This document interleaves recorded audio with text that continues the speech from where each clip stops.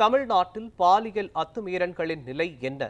பாலியல் குற்றங்களை கட்டுப்படுத்த தண்டனைகள் மட்டும் போதுமா? நிரந்தர தீர்விற்கு அரசு மேற்கொள்ள வேண்டிய நடவடிக்கைகள் என்னென்ன? விரிவாக பார்க்கலாம் இந்த செய்தி தொகுப்பில்.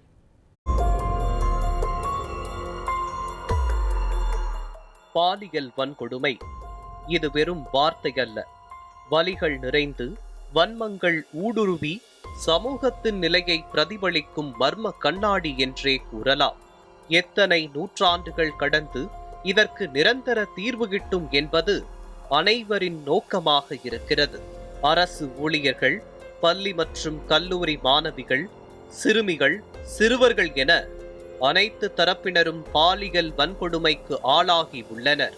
ஏன் இன்னும் கூறப்போனால், பெண் காவல்துறை அதிகாரிகளும் அவ்வப்போது பாலியல் சீண்டல்களால் பாதிக்கப்படுவது நிகழ்ந்து கொண்டுதான் இருக்கிறது என்றால் அது மிகையாகாது. இப்படியான கொடூர சம்பவங்கள் சமூகத்தையே அச்சத்தில் ஆழ்த்தி உள்ளன. இன்றோ நேற்றோ நிகழக்கூடியதா இந்த பாலியல் வன்கொடுமைகள்?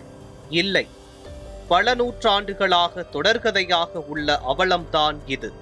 கடந்த ஆண்டு ஆகஸ்ட் மாதம் கிருஷ்ணகிரி மாவட்டத்தில் போலியாக என்சிசி முகாம் நடத்தப்பட்டு சிறுமிகள் சிலர் பாலியல் வன்கொடுமைக்கு ஆளாக்கப்பட்டனர். இதனை அடுத்து அரசு சார்பில் அமைக்கப்பட்ட சிறப்பு புலனாய்வு குழு விசாரணை நடத்தியதில் கிருஷ்ணகிரி, சேலம், நாமக்கல் உள்ளிட்ட மாவட்டங்களில் போலியாக என்சிசி முகாம்கள் நடத்தப்பட்டதில் ஏராளமான மாணவிகள் பாலியல் சீண்டலால் பாதிக்கப்பட்டனர் என்பது தெரிய வந்தது. 2025ஆம் ஆண்டு தொடங்கி 2 மாதங்களே ஆன நிலையில் பல்வேறு மாவட்டங்களில் பல்வேறு துறைகளில் பாலியல் வன்கொடுமை சம்பவம் தொடர்ந்து அரங்கேறி இருப்பது நம்மை அதிர்ச்சிக்குள்ளாக்குகிறது. கிருஷ்ணகிரி மாவட்டத்தில் 8ஆம் வகுப்பு பயின்ற மாணவியை 3 ஆசிரியர்கள் கூட்டு பாலியல் வன்கொடுமை செய்தது.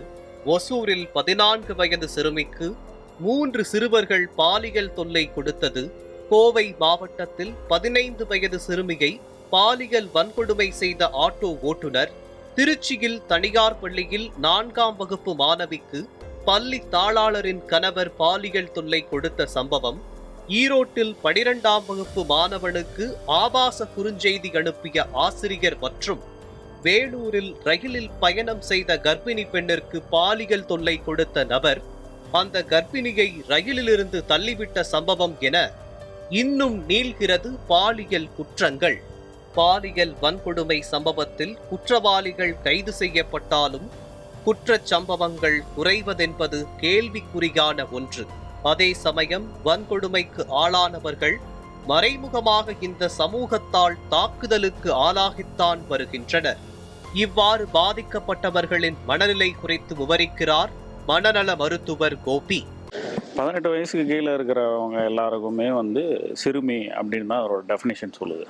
இந்த குழந்தையோட மனநிலை எப்படி இருக்கும் அப்படின்னா, யாரோ ஒருத்தர் நல்லா தெரிஞ்சவர் தான் இருந்தாலும் நமக்கு நடத்தப்பட்ட அந்த வன்முறை அப்படின்றது நல்லதா சரியா தப்பா அப்படின்றதுல ஃபஸ்ட்டு ஒரு பெரிய ஒரு கன்ஃபியூஷன் தான் ஃபஸ்ட்டு இருக்கும்.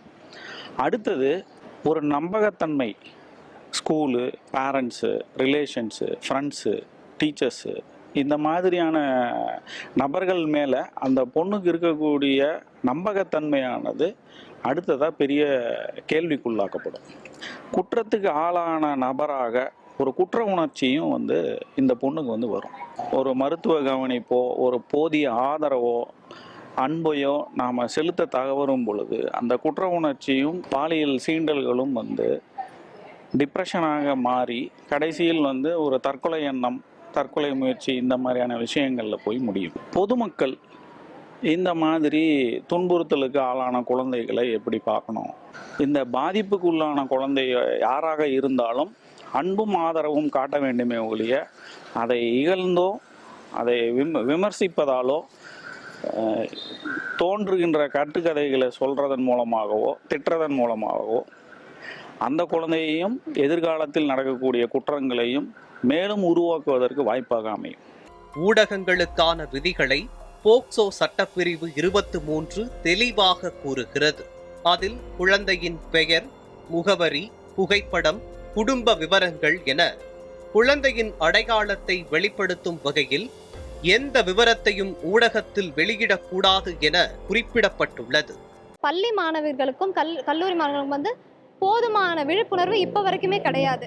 அதற்கான விழிப்புணர்வு முகாம்கள் நடத்தினா கொஞ்சம் இந்த குற்றங்கள் கம்மியாகிறதுக்கு வாய்ப்பு இருக்குது. அதுவும் இல்லாமல் நம்ம நாட்டை விட மற்ற நாட்டுகளை ஒப்பிடும்போது, அதாவது UAE, அதாவது துபாய் போன்ற நாடுகள்லாம் இமீடியட் ஆக்ஷன் இருக்குது, ரொம்ப ஸ்ட்ரிக்ட் ஆக்ஷன்ஸ் எடுக்கிறாங்க. ஆனால் நம்ம கண்ட்ரியில் அது லாங் டேர்ம் ட்ரையல் மாதிரி போயிடுது.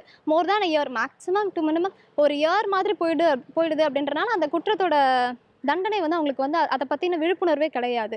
ஸோ அதோட விளைவுகளும் தெரியாமல் ரொம்ப அலட்சியப்படுத்தி குற்றங்கள் அதிகரித்து வருகிறது அப்படின்றது என்னுடைய கருத்தாக இருக்குது. நியூஸ் 7 தமிழ் செய்திகளுக்காக கிருஷ்ணகிரி செய்தியாளர் திரிலோகச்சந்தருடன் ஒளிப்பதிவாளர் ஜெலில் அகமது.